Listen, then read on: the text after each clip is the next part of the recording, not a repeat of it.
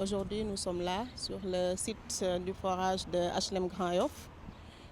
C'est un forage qui assure l'approvisionnement en eau des différents quartiers qui sont tout autour du site.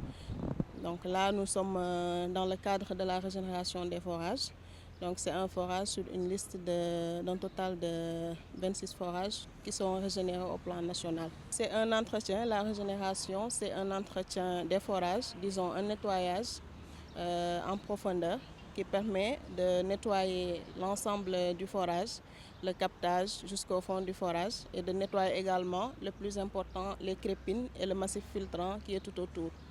Donc l'objectif, c'est de nettoyer les crépines qui permettent l'entrée de l'eau dans le forage et d'augmenter la capacité du forage, la productivité.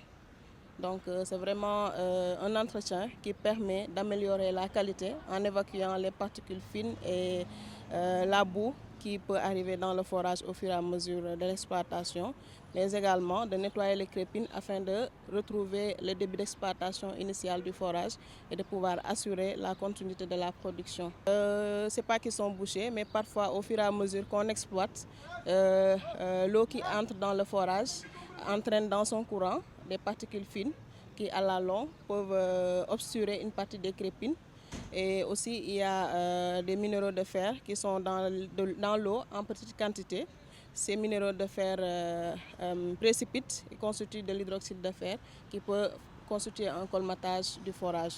Donc au fur et à mesure que ce colmatage s'accumule, on arrive à un moment où le débit du forage baisse et ça se fait sentir dans la production. Donc en ce moment, avec le suivi que nous faisons en continu sur les forages, on se rend compte qu'au niveau du forage, il y a une baisse de débit et il faut intervenir, faire un entretien pour pouvoir retrouver le débit initial du forage. Ce sont des entretiens qui se font entre 4 et 6 mois, c'est la fréquence habituelle. Maintenant, cette fréquence-là varie selon les forages.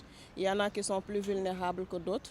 Sur ces forages-là, on fait ces entretiens-là tous les 4 mois. Donc pour les plus résistants, ces entretiens se font sur les 6 mois. Donc la fréquence maximale, c'est par 6 mois pour les entretiens.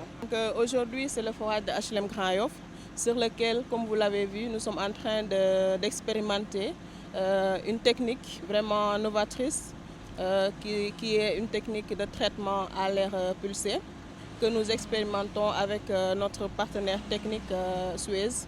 Donc c'est une technique qui permet de nettoyer le forage et le gravier qui est tout autour, décolmater le forage et qui n'utilise pas des produits chimiques. Donc l'avantage de cette technique, c'est une technique qui permet, qui respecte mieux les mesures environnementales. Donc c'est cette technique-là que nous sommes en train d'expérimenter sur ce forage-là. Après la semaine prochaine, nous serons sur F1 Saly, un forage de Saly dans le département de Mbour. Et on va appliquer le même procédé sur ce forage-là.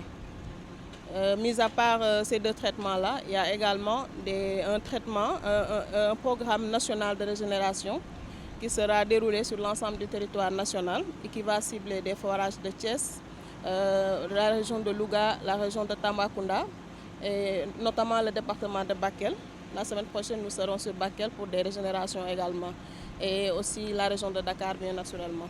Oui, juste rassurer, dire que c'est un sentiment vraiment de fierté de pouvoir participer à ce programme qui est ô combien important au regard de l'apport des forages dans la production d'eau.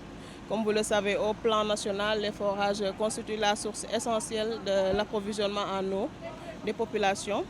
Disons au plan sur la zone de Dakar qui regroupe Dakar et sa banlieue. Les forages produisent à hauteur de 50% du débit journalier qui est produit au niveau de Dakar. Donc vous voyez comment c'est important, combien c'est important d'entretenir ces ouvrages-là afin de les maintenir au mieux à leur capacité maximale. Maintenant aussi, c'est un sentiment aussi de satisfaction en tant que femme de pouvoir participer à ce programme-là qui, à la fin, mènera à assurer l'accès à l'eau pour tous, connaissant les difficultés que nous femmes rencontrons dans l'approvisionnement en eau pour les ménages.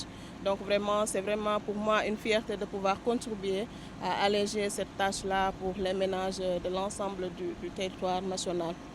Également rassurés par tous les programmes qui sont mis en œuvre par l'ASEN'EAU et ses partenaires en première ligne, l'État du Sénégal, à travers la SONES, pour l'accès à l'eau pour tous. Donc vraiment, c'est une grande fierté pour moi de participer à ce programme-là.